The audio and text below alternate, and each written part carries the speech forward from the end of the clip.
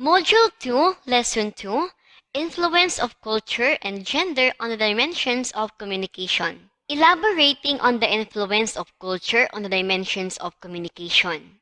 Verbal and nonverbal dimensions. Courtesy in Philippine society is expressed when talking to someone, especially someone in authority, by looking down. Looking straight at them is considered rude and frowned upon. In Western society, avoiding looking at people in the eye or looking down or around while talking to them often means that one is not telling the truth or is hiding something. If this is still the case, what do you think might happen if a Filipino applicant is interviewed for a job by an American employer, assuming both parties are unaware of the other's culture? In another setting, in Thailand, no one sits higher than the king does. Teachers' chairs are also higher than students. This is to show their authority and to command respect. Oral and written dimensions. Misunderstanding occurs when oral and written messages are not in agreement, such as when you say you are grateful to someone but your Facebook post says otherwise. Culturally, Filipinos are fond of being very wordy in written communication, oftentimes beating around the bush, even in formal letters and sometimes in email. We tend to be just as wordy and employ circumlocution when writing and giving a speech. We also use highfalutin and polysyllabic words. Westerners are more direct in speaking and they write simpler letters because they find long-winded letters and circuitous speeches tedious and boring. Formal and informal dimensions. These are not as bifurcated as before. It used to be that among Filipinos, a speech still depends on whether one views the communicative situation as formal or informal. Knowing this helps one to act accordingly in the preparation of the message and in responding to it. But now, speakers at a program may be casually dressed and speak to an audience as though they are having a conversation between friends in a coffee shop. Because Filipinos live in a communal society, this tends to blur the lines between formal and informal communications. Still, when a student is speaking with a principal, calling him or her by his or her first name is not likely to be preferred or appreciated. Neither is speaking with him or her as though he or she is of the same age as the student. Some priests and professors, of course, give permission to be called by their first names and they encourage people to talk to them as though they are their friends. This may be shocking for some who believe that there should be some distance between the youth and the figures of authority. Philippine culture demands it, so they say, even if modern times allow it. Intentional and unintentional dimensions. These can happen in certain scenarios such as this one. Burning up with fever and hardly able to stand, you take the last seat in the MRT even as an old woman was trying to take that seat too. The woman and the other passengers look at you sharply. In the Philippines, your act is a discourtesy that reflects badly on you and your parents. But you only intended to sit down and it was unintended that you took the seat of the old woman. What do? Do you give up your seat? Or explain that you are so sick that you can hardly stand? Or do you intentionally look out the window, pretend not to notice the woman and the others? What is the unintended message? This example shows that at times, we take offense at the slightest thing even when there is no reason to.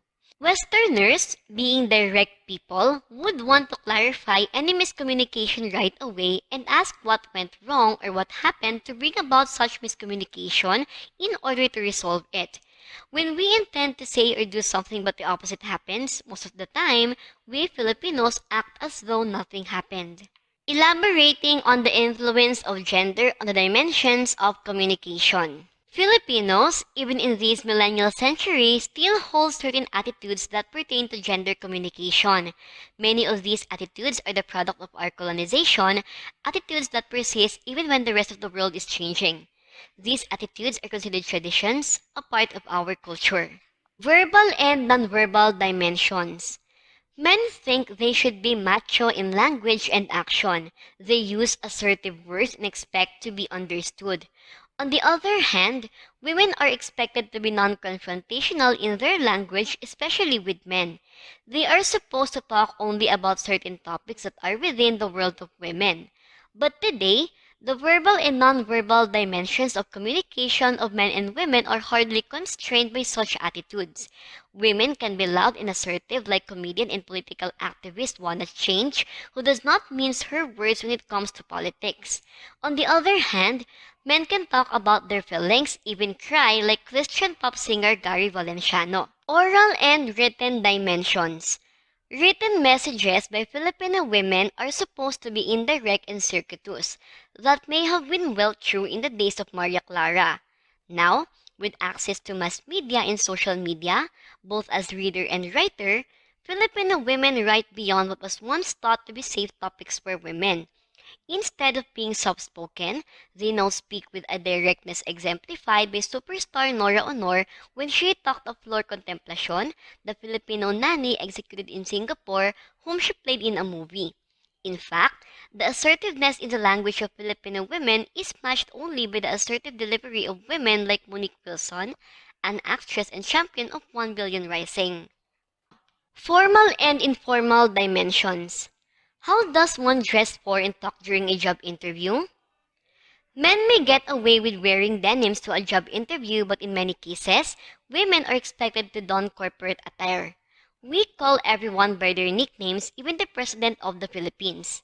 Everyone we meet and talk to is either an ate or a kuya. In many cases, a female teacher rather than the male teacher will be the choice of students when disclosing their problems because students probably feel that female teachers are more sympathetic. Westerners are more picky about who they want to be close to. They are quite informal and easygoing with friends, while formal and reserved with others. Working in a job for years does not necessarily allow you to call the male boss of the company by their first name.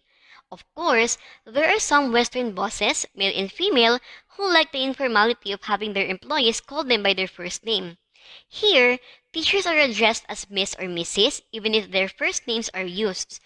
Male bosses in the Philippines are usually addressed by their three initials such as MVP for Manny V. Pangilinan, Chairman of Smart Communications, and JZA for Jaime Isabel de Ayala, the Chairman Emeritus of the Ayala Group of Companies. Intentional and unintentional dimensions. Filipinos love to smile and do smile a lot. However, the smiles may express different emotions, not just happiness. A student smiling during an exam may make the teachers think that the exam is easy. On the contrary, the smile may mean nervousness about being able to answer all the questions or not. Again, smiling just as a couple is passing by may be misconstrued.